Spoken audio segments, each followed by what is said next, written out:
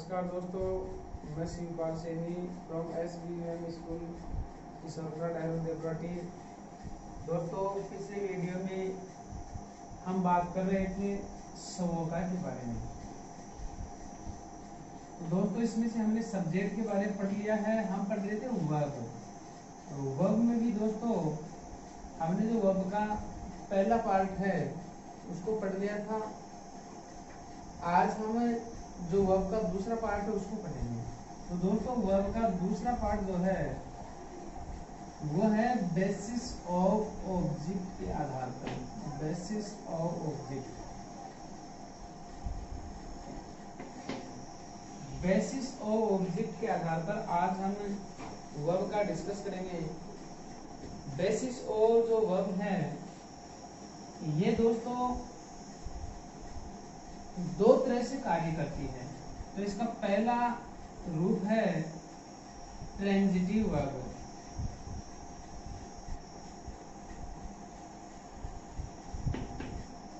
Transitive verb और दूसरा है इंट्रांजिटिव वर्ब। Intransitive verb. तो दोस्तों, इस प्रकार से बेसिस ऑफ वर्ब की यदि हम बात करें तो ये दो प्रकार से कार्य करेगी, ट्रांजिटिव वर्ब और दूसरी होगी इंट्रांजिटिव वर्ब। जो ट्रांजिटिव वर्ब होगी फ्रेंड्स उसमें ऑब्जेक्ट होगा और जो इंट्रांजिटिव वर्ब होगी उसमें ऑब्जेक्ट नहीं होगा।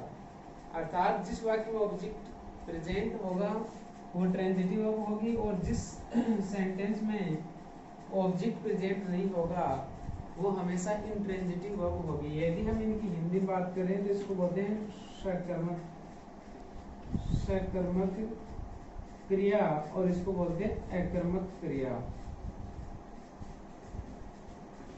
अकर्मक क्रिया।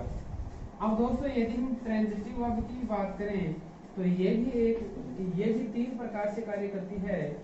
एक होती है दोस्तों मोनोट्रांजिटिव। दूसरी होती है बाई या डाई ट्रांजिटिव और दोस्तों अंतिम होती है कॉम्प्लीमेंट ट्रांजिटिव।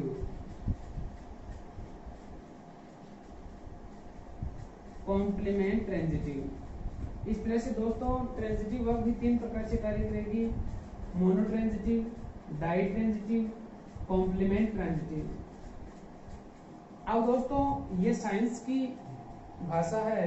साइंस में मोनो को बोलते हैं एक, बाई या डाई को बोलते हैं दो और कॉम्प्लीमेंट ही हो जाता पूरक। इस प्रकार से ट्रांजिटिव वर्ब भी तीन प्रकार से कार्य करेगी, मोनोट्रांजिटिव, डाई ट्रांजिटिव और कॉम्प्लीमेंट ट्रांजिटिव। अब हम बात करते हैं आखिर ट्रांजिटिव होती क्या है। तो दोस्तों ट्रांजिटिव वर्ब में हमेशा ऑब्जेक्ट प्रेजेंट रहेगा। जैसे मैं एक वाक्य लिखता हूं, राम रीड्स ए बुक। अब दोस्तों राम सब्जेक्ट हो गया, हमने सब्जेक्ट का डिस्कस कर लिया। अब है रीड्स एमवी है, वर्ब है। हम इस वर्ब का ही डिस्कशन कर रहे हैं, लेकिन अब हम वर्ब भी किसके आधार पर रहे हैं, ऑब्जेक्ट के आधार पर, यानी इस ऑब्जेक्ट के आधार पर। इसलिए ए बुक यहाँ पर दोस्तों ऑब्जेक्ट है, इसीलिए ये कहलाएगी ट्रांजिटिव वर्ब। अब ये ऑब्जेक्ट होगा इसलिए रीड्स जो है ये ट्रांजिटिव वर्ब बन गई। यदि यहाँ पर ऑब्जेक्ट नहीं होता तो फिर ये ट्रांजिटिव वर्ब नहीं बनती। दोस्तों, इसकी पहचान के लिए हमें इंग्लिश में व्हाट और whom इन दो वर्ड से क्वेश्चन करना होता है। यदि हम इन दो वर्ड से क्वेश्चन करेंगे तो हमें इसका आंसर मिलेगा। यदि इसका इन दोनों से यदि सही आंसर मिल जाए तो हमारी वर्ब ट्रांजिटिव होती है और दोनों से यदि सही आंसर नहीं मिले तो हमारी वर्ब होती है इंट्रांजिटिव। तो दोस्तों, जैसे हिंदी में बात करें, Ram reads a book. Ram एक किताब पढ़ता है। राम क्या पढ़ता है, व्हाट मींस क्या, राम क्या पढ़ता है, राम एक किताब पढ़ता है। एक किताब उत्तर आ गया, इट मींस ये होगी ट्रांजिटिव वर्ब। एक उदाहरण और बता देते हैं। जैसे दे गोट सम मिल्क, उन्होंने कुछ दूध खरीदा। दे सब्जेक्ट हो गया दोस्तों, हमने सब्जेक्ट का डिस्कशन कर लिया है। सब्जेक्ट 3 प्रकार से कार्य करता है, बोट वर्ब है। अब ये वर्ब हमने क्या खरीदा, सम मिल्क, कुछ दूध खरीदा, ऑब्जेक्ट मिल गया। ये सम मिल्क जो है ये इस बोट के सेंस को पूरा कर रहा है, इसलिए दोस्तों इसमें भी ऑब्जेक्ट मिल गया है, इसलिए हमारा ये भी ट्रांजिटिव वर्ब ही होगी। अब दोस्तों हम ट्रांजिटिव वर्ब में बात कर रहे थे कि ट्रांजिटिव वर्ब 3 प्रकार से कार्य करती है। पहला प्रकार मोनो ट्रांजिटिव। मोनो का अर्थ होता है दोस्तों एक। यदि आप गणित पढ़ते, विज्ञान पढ़ते हो तो उसमें मोनो का अर्थ मिलेगा एक, अर्थात वह वाक्य जिसमें केवल एक ही ऑब्जेक्ट होता है। तो जिस वाक्य में एक ही ऑब्जेक्ट होता है वो होता है मोनो ट्रांजिटिव। जैसे मोहन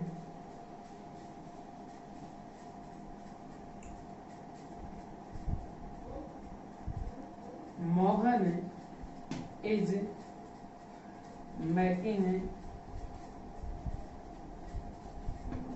ए नॉइज। मोहन दोस्तों सब्जेक्ट हो गया, इज वर्ब हो गई, मेकिंग वर्ब हो गई, ए नॉइज ये हो गया इसका ऑब्जेक्ट। मोहन आवाज कर रहा है, मोहन क्या कर रहा है, आवाज कर रहा है। तो दोस्तों ये ए नॉइज ऑब्जेक्ट हो गया। अब दोस्तों देखने वाली बात ये है, इस वाक्य में केवल एक ही ऑब्जेक्ट है, ए नॉइज ये केवल एक ही ऑब्जेक्ट है और एक ही ऑब्जेक्ट होता है तो हम उसको बोलते हैं मोनो ट्रांजिटिव। इसलिए दोस्तों ये हमारा एग्जांपल हो जाए मोनो ट्रांजिटिव का। मोनो ट्रांजिटिव हम उस वर्ब को उस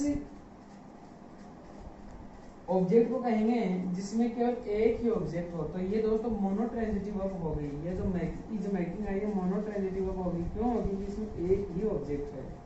दूसरा दोस्तों अपने दूसरा है डाई या बाई ट्रांजिटिव। डाई या बाई ट्रांजिटिव। दोस्तों डाई या बाई का अर्थ होता है विज्ञान की भाषा में दो, अर्थात वह वाक्य जिसमें दो ऑब्जेक्ट हों। जैसे आई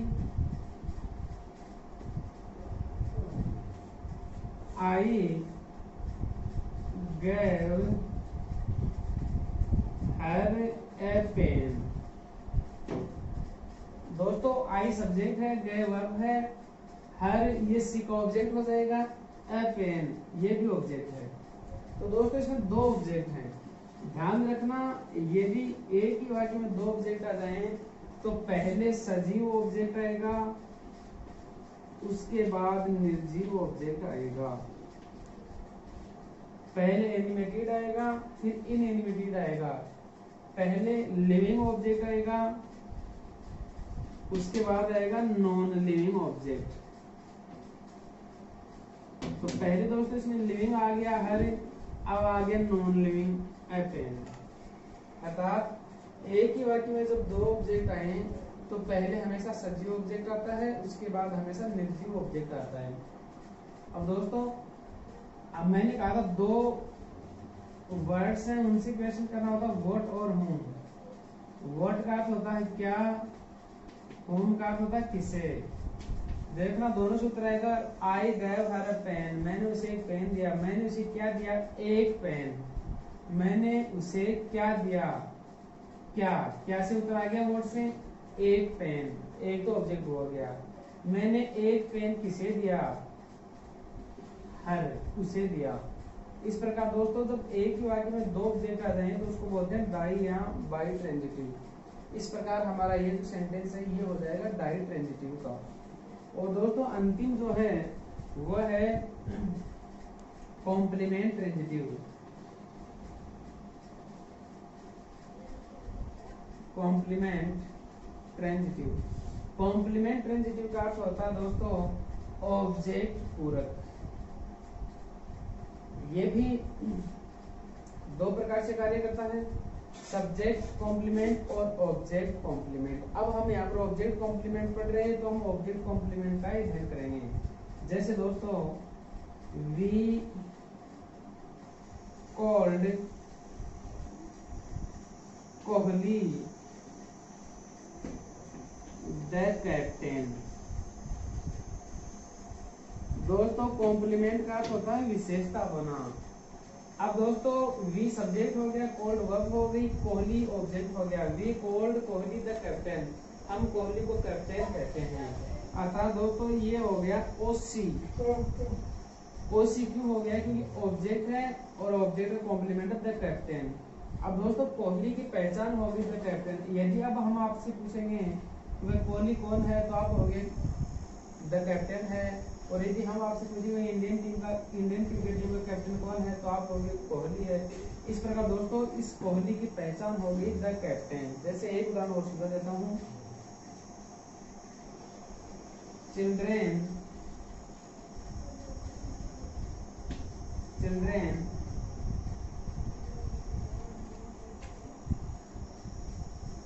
called नेहरू चाचा।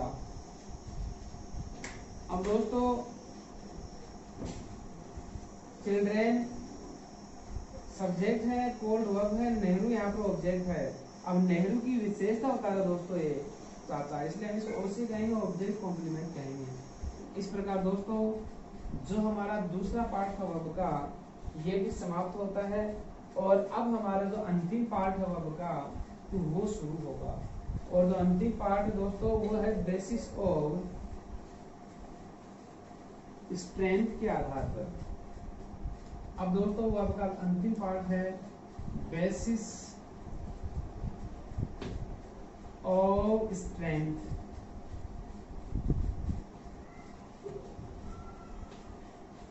अब बेसिस ऑफ स्ट्रेंथ के आधार पर दोस्तों जो हमारी वर्ब है वो दो प्रकार की होती है। पहली है दोस्तों स्ट्रॉन्ग फॉर्म,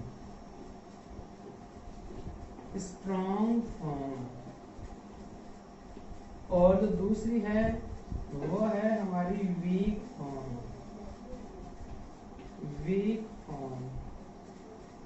अब दोस्तों नाम से पता चलता है वीक होती है कमजोर और स्ट्रॉन्ग होती है मजबूत। अर्थात वह वर्ब जिसकी तीनों फॉर्म अलग अलग हों वो होती है स्ट्रॉन्ग फॉर्म, और वह वर्ब जिसकी तीनों फॉर्म समान हों वो होती है वीक वर्ब।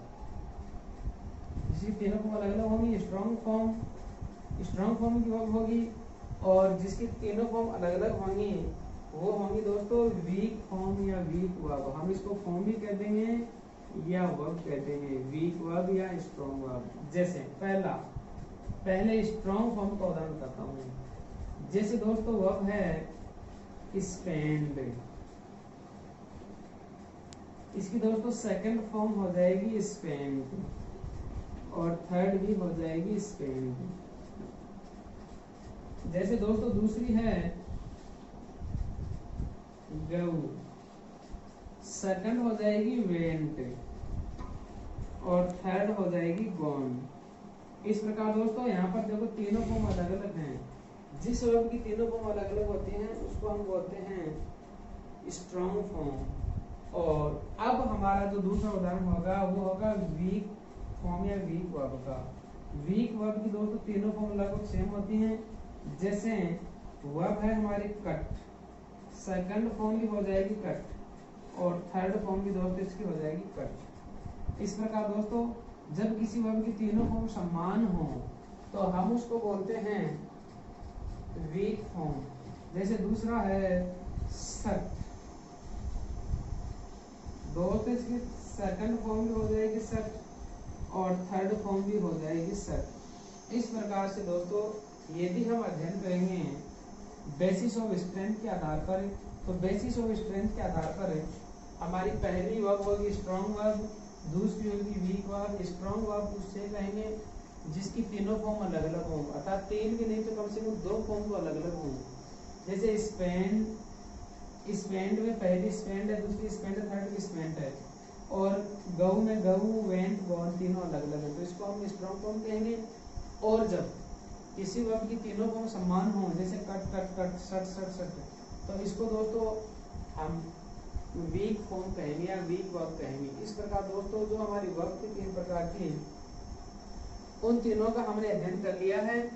तो दोस्तों जो हमारी पहली वर्ब थी, पहला आधार था वो था basis of utility. Basis of utility के आधार पर हमने पढ़ा था जो हमारी वर्ब है वो हेल्पिंग वर्ब और मेन वर्ब में डिवाइडेड है। हेल्पिंग वर्ब भी मैंने 2 प्रकार की बताई थी, टेंस ऑक्सिलरी और मॉडल ऑक्सिलरी। मॉडल ऑक्सिलरी के भी हमने 2 पार्ट किए थे, प्योर मॉडल और सेमी मॉडल। और दोस्तों आज ही हमने दूसरी जो उसकी वर्ब का, वो दूसरे काइंड की वर्ब का अध्ययन किया था, वो था बेसिस ऑफ ऑब्जेक्ट के आधार पर। बेसिस ऑफ ऑब्जेक्ट के आधार पर हमारी वर्ब 2 प्रकार की होती हैं, ट्रांजिटिव वर्ब और इनट्रांजिटिव वर्ब। ट्रांजिटिव वर्ब दोस्तों फिर 3 प्रकार की होती है, मोनोट्रांजिटिव अर्थात जिसमें एक ही ऑब्जेक्ट हो, डाइट्रांजिटिव जिसमें 2 ऑब्जेक्ट हो, और मोनो और कॉम्प्लीमेंट ट्रांजिटिव जिसमें ऑब्जेक्ट की विशेषता बताने वाला शब्द साथ में आए। और दोस्तों अंतिम हमने बात की थी बेसिस ऑफ स्ट्रेंथ के आधार पर। बेसिस ऑफ स्ट्रेंथ के आधार पर हमने पहली पढ़ी थी स्ट्रॉन्ग वर्ब। स्ट्रॉन्ग वर्ब उसको कहेंगे जिसकी तीनों फॉर्म अलग अलग हों। और दूसरी पढ़ी थी वीक फॉर्म। वीक फॉर्म उसको कहेंगे जिसकी तीनों फॉर्म समान हो।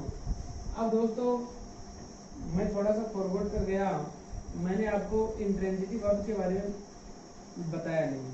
तो दोस्तों इंट्रांजिटिव वर्ब उसको कहेंगे जिसमें ऑब्जेक्ट प्रेजेंट ही नहीं होता।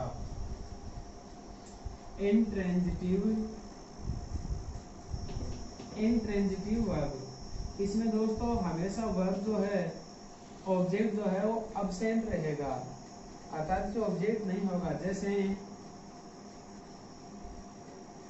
सी प्लेज इन द सन,